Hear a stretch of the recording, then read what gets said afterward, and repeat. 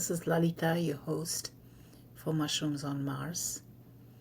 And here we are, the final episode, the 12th episode. If you had stayed with us for the past 11 episodes, thank you so much. I've been looking forward to this, the last episode, because everything else is like the building blocks of an idea that came to me 3 years ago. Because I have been thinking about growing food on Mars, growing food in space for quite some time. But there was always a missing piece. There was always something, it felt like it was missing. If I can have one more piece, I always thought, okay, then the system would be perfect. And about 3 years ago, I thought about mushrooms on Mars. And this kind of amateur podcast attempt, I am not a podcaster, I'm a farmer. I'm a traditional earth farmer. I don't even do fancy stuff like hydroponics or aquaponics. I'm a no-till farmer, and I like the smell of dirt.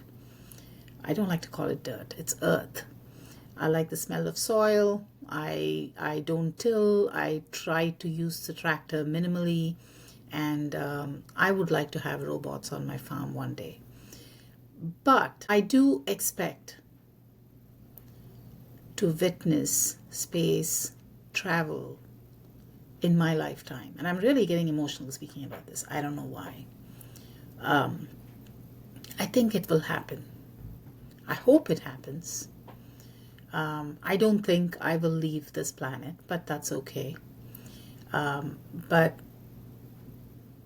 I want to think about it. I want to dream about it. And I want to imagine it. It's like I want to imagine every single aspect of it, every possible way it can be if I were to travel to space, travel, to Mars.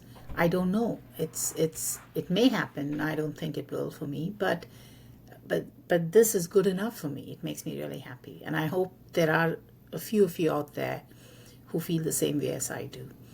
But 3 years ago, I thought about mushrooms on Mars, and the usual jokes followed. Are they magic? Yes, they could be magical mushrooms. I don't know.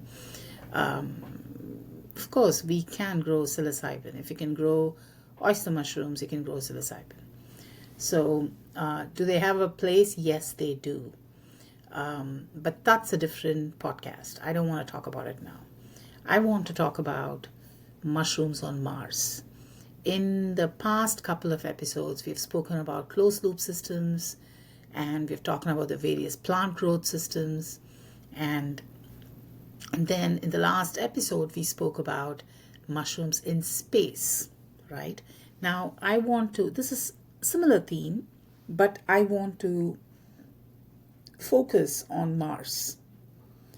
I want to focus on Mars because, as far as we know, Mars could be the closest suitable planet for colonization, or at least for settling. If not Mars, I guess in a space habitat. Maybe we'll have space habitats. We'll have spaceships out there, and massive ones where we can have space colonies just floating in space.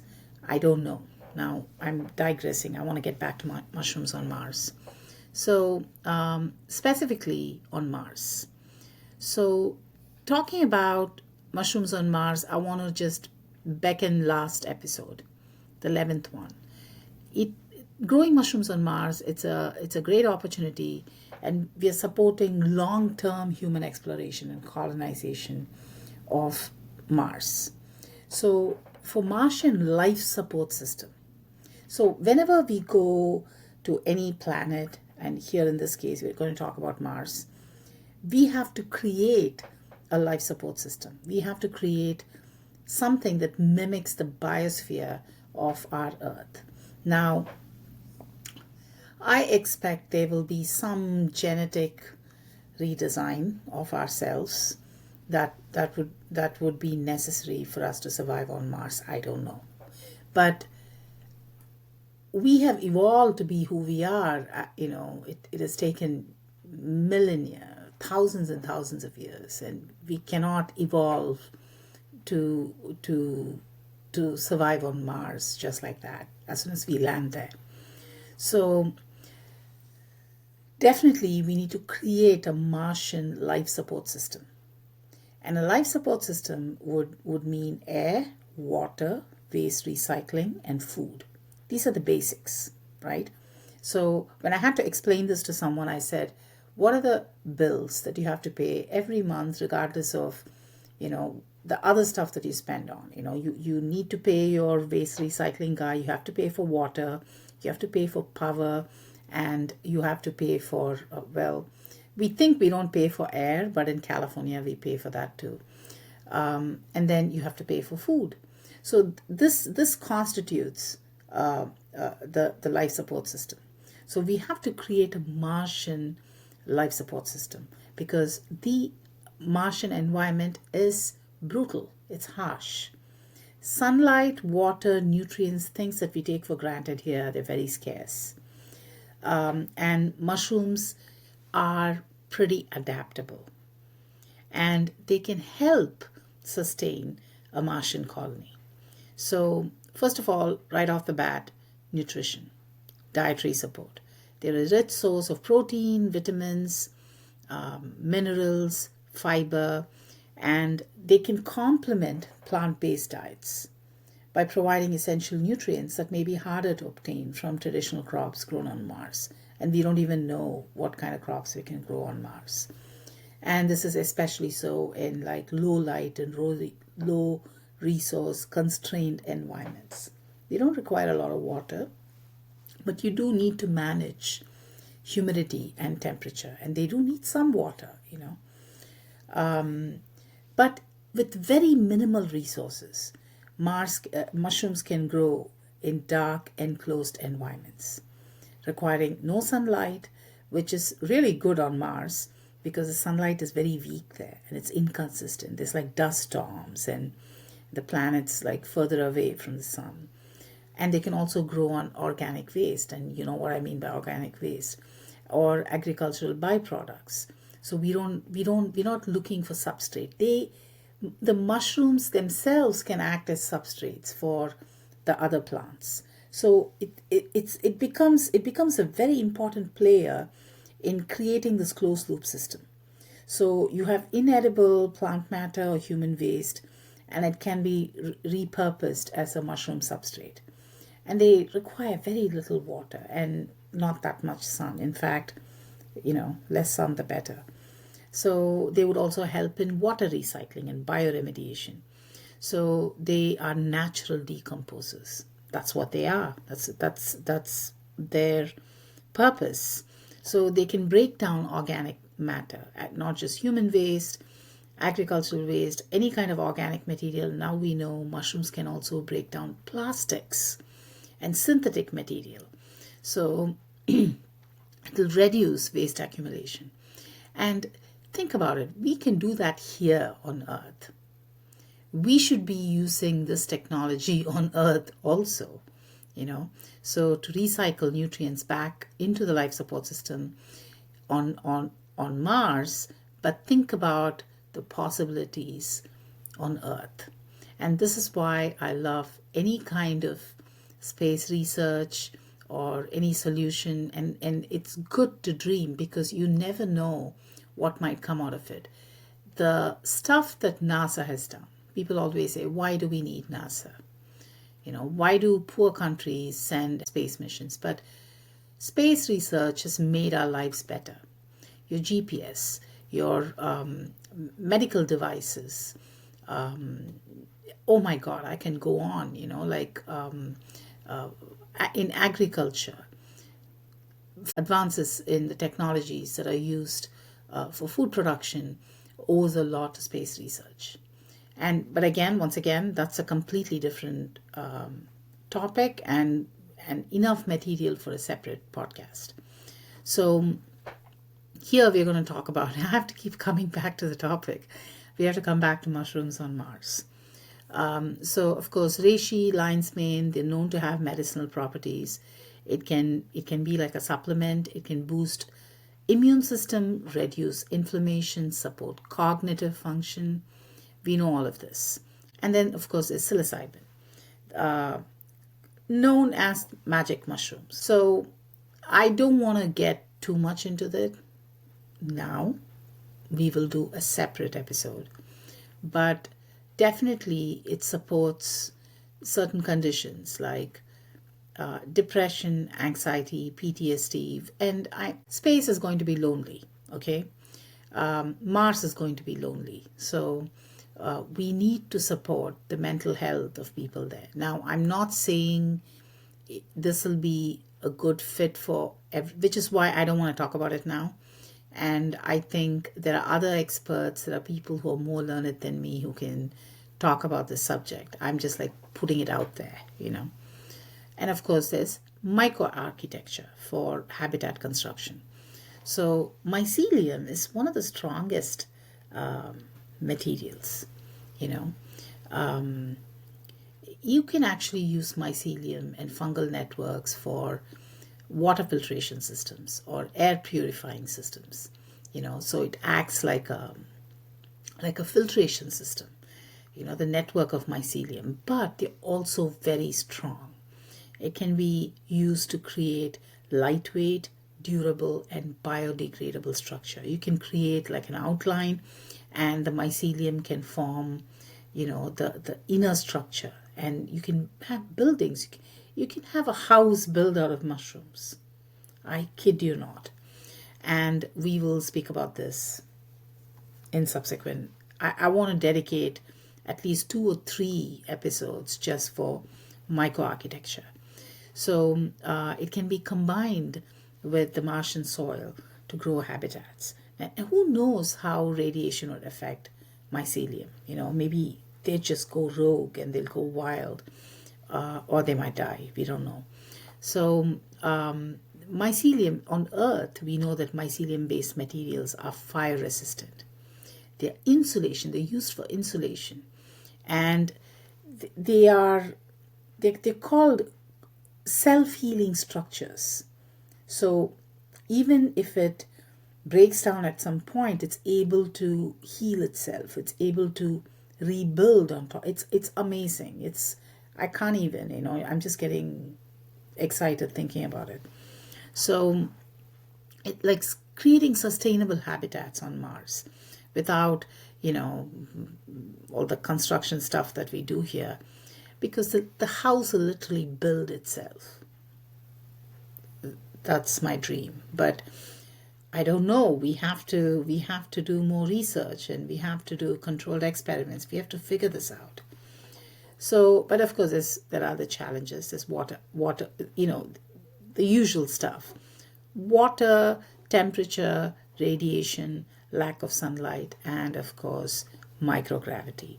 I think Mars has 38% of Earth's gravity. So there is some, it's less than 50%, but then there is some gravity up on Mars, but definitely not, you know, Earth level. So the nutrient source for the mushrooms, everything has to be managed. So now you're looking at basically the logistics, you know. So you have to manage the temperature, humidity, the light, water, nutrient source, and you have to manage this so that it is efficient and can support other components of the life support system. So that's what makes it a closed loop. Okay, it sounds tedious, but it's like Lego pieces. You can put it all together. So you know you figure out a way where you can have food. You know, you deal with waste. You deal with water management. You deal with air exchange, and they'll all come together. Multiple systems, but mushrooms are just one part of it. But it's a crucial part, and it's one that I feel has not been explored thoroughly. Maybe it's been, you know, I don't know. Just from my research, because I feel it would be great in the Melissa project. It would be perfect, and because it would fit together with the other stuff that they're doing. And it's done here on Earth, so it's not going to be that expensive. You're not shipping things up to the ISS. We're not dealing with the uncertainties. So we can simulate environments here, and we can model based on what we know, and we can test it out here. And I'm pretty sure whatever that we figure out will be helpful for Earth also. Mushrooms might save us all. Mark my words. You heard it today from Jellicle's farm. Anyway, so by integrating mushroom cultivation into Martian habitats, we can make it part of the closed loop system.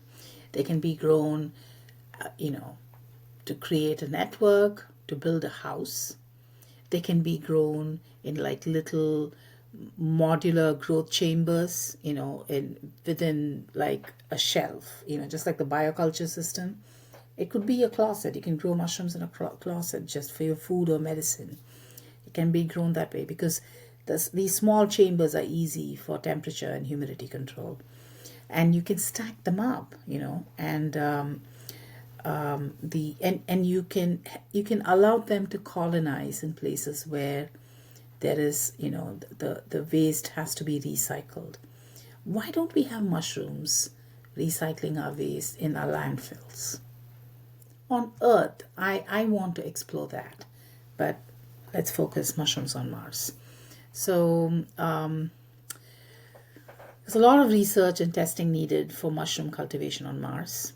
Microgravity, Martian gravity studies, nutrient and substrate experiments, radiation tolerance and shielding studies, etc. So by integrating mushrooms into the closed-loop life support systems, a Martian habitat, when it comes along, could become more self-sufficient. There will be less reliance on Earth. It'll take years. It'll take months to get to Mars, and you can't launch Mars missions like, twice a week or something. You can only launch them at a certain time depending on the orbit. So it's not like the resupply missions are going to be reliable and often. So integrating mushrooms into a closed loop system there would be a big deal. Space agencies should focus on this. Private companies should also explore this. Should we colonize Mars? I don't know. But we can dream about it, and that's important. We have to dream about everything, and when it comes to space travel.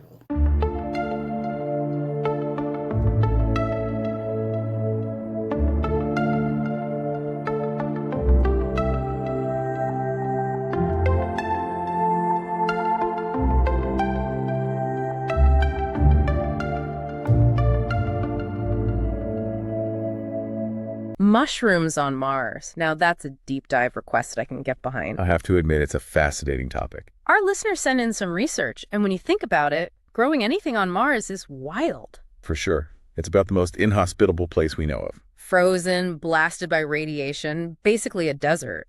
Yeah. So how do you even begin? Well, apparently with mushrooms. Mushrooms? I know, right? At first it sounds a little out there, but then when you actually think about it, it's actually not that crazy. Fungi are amazing. Right. They thrive in some of those extreme environments on Earth. Deserts, toxic waste dumps, you name it. So Mars, while a challenge, might not be such a giant leap. Exactly. Okay, so we all know mushrooms are tasty, but on Mars, they're a nutritional powerhouse. Yeah, they really are the whole package. On Earth, if you're low on salad, it's an inconvenience, right? On Mars, it could be life or death. Absolutely. You need that complete protein, the vitamins, the minerals that humans would really struggle to get otherwise. And you got to think about the logistics of it all. Right. Like even if we figure out how to grow other stuff, shipping food to Mars is not exactly a walk in the park. Not at all. Yeah. The ability to grow food sustainably out there, it's critical for long-term missions. Okay, now here's where things get really cool. We all know most plants, they need sunlight. That's how they grow. Right. Mushrooms are like, sunlight, no thanks, we're good. Some chuckling. They get their energy by breaking down organic matter. Which is perfect when you're trying to efficiently recycle waste on a space. Waste? Wait, so we're talking about turning, like, astronaut? You said it. It's all part of resource management on Mars. Every ounce counts. So the fact that you can turn waste into food? And potentially even building materials. Building material. Okay, now we're going full Star Trek here. Laughing. Maybe not Star Trek, but we're getting closer. There's a whole area of research called myco-architecture. Myco-architecture, catchphrase of the day. Basically, they use mycelium, Mycelium. which is that root-like structure of mushrooms, Okay. as a building material. So instead of shipping concrete blocks from Earth to build habitats. You grow them with Martian mushrooms. Get out of here. I'm serious. Mycelium is crazy versatile. It's lightweight, but also super strong. You can grow it into almost any shape. So it really is like the ideal building material for this kind of Martian settlement, huh? Potentially, yeah. And it's not just habitats. We're talking furniture, insulation, you name it. And to be clear, we're not talking about some flimsy mushroom hut here. This stuff could actually be used for radiation shielding. That's right. There have been some early studies, and certain types of mycelium, they offer surprisingly good radiation protection. Wow. Especially when you combine it with Martian regolith, that loose, rocky surface material. Okay, that's seriously cool. But let's get real for a second. As incredible as this all sounds, there have to be some major hurdles to growing mushrooms on a planet where nothing wants to grow. Oh, for sure. Like, what are some of the biggest challenges they're facing? Well, for starters, the elephant in the room, water. Mars is basically a desert. It's incredibly dry, that's for sure. Yeah, so how do we tackle a thirsty fungus on a dry planet? Well, one thing is there's evidence of water ice Okay, trapped beneath the Martian surface. interesting. So if we can extract that, purify it, could be used for irrigation. And is that something they're actively working on? Oh, absolutely. There are projects going on right now, literally as we speak, Wow. focused on in situ resource utilization. So basically using what's already on Mars. Exactly. Water ice, it's a prime target. Okay, so that's one option. What else? Well, you can also look at the fungi themselves. Okay, Some species are naturally drought tolerant. right. So scientists are looking at these, trying to enhance those properties even further. How do you even do that? Selective breeding, maybe even genetic modification. So we might have like super efficient irrigation from Martian ice, or we might have genetically tweaked super mushrooms that barely need a drop to thrive. It's cutting edge science, no doubt. It sounds like something out of a sci-fi novel. A little bit, yeah. But these are the kinds of solutions we're going to need if we're serious about having people live on Mars. Okay, so water is a big one. Can't really argue with that. But let's not forget about that thin Martian atmosphere. Right. How do the mushrooms breathe? I know they don't need sunlight for photosynthesis like plants, but they still need oxygen, right? Of course, yeah. And that's a big challenge. Yeah. Because the Martian atmosphere, it's incredibly thin. Right. Mostly carbon dioxide. Not exactly breathable for humans or mushrooms. Not ideal. No. So that's where we start talking about controlled environments. Sealed habitats, pressurized, where we can regulate the atmosphere, make sure there's enough oxygen. So kind of like giant terrariums on Mars. Exactly like that, yeah. Gotcha. Okay, so we've got the water figured out, kind of. We've got breathable air.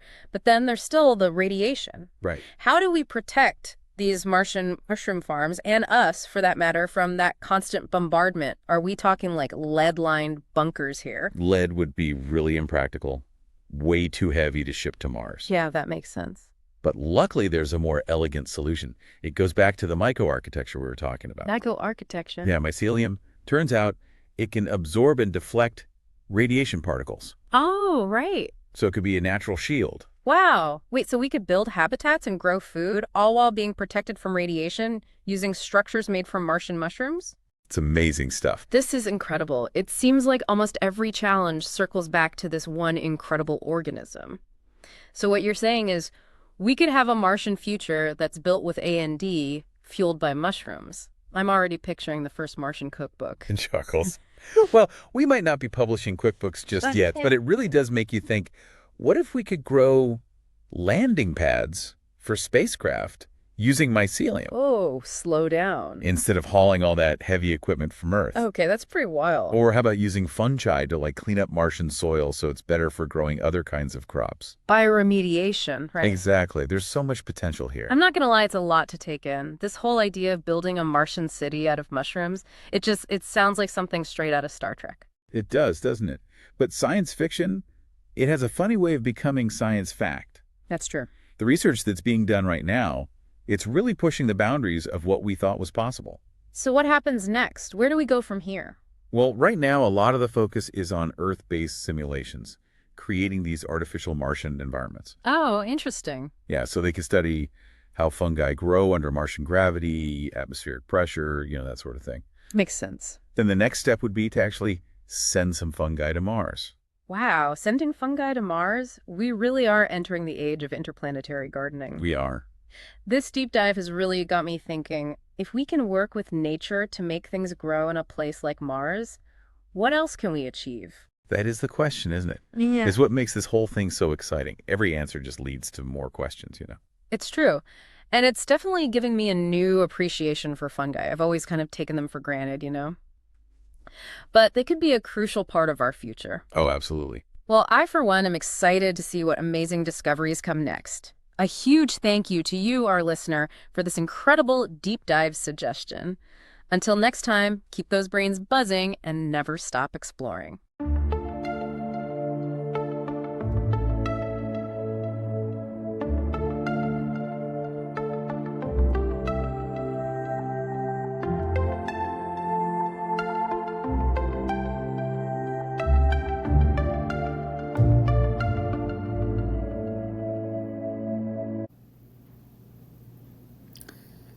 And here we are. It is the conclusion for the last episode of this season, Mushrooms on Mars. All the notes that I took for this, it's on jellicles.com under Mushrooms on Mars. My hope is that we can have some brainstorming, some wool gathering, and meeting of minds in real life setups, or maybe we can establish Zoom calls. Some of you, we've already discussed this. We've held some sessions on this before. Hopefully, I'd like to continue that. And also, I would love it if people around the world will have their own little Mushrooms on Mars meetings. Even if it's like 2 people. Dream about it. Dream about Mars. Dream about Mushrooms on Mars. And there will be more seasons. There will be more episodes. But for now, goodbye. This is Lalita.